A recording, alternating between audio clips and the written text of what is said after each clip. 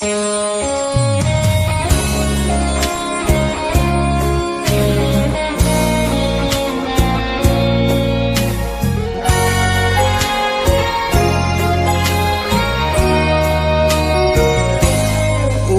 eu vim te perguntar, pois não consigo entender. Ó Deus, responda por piedade, eu preciso compreender. É a respeito de um vazio que há tempo vem me visitar e que perturba o meu sono. Eu precisava te falar.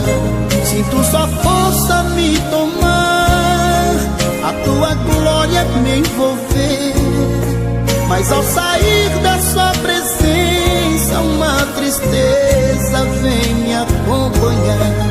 Mas hoje eu te agradeço, ó Deus, pois tu ouviu o meu clamor, me fez saber o que se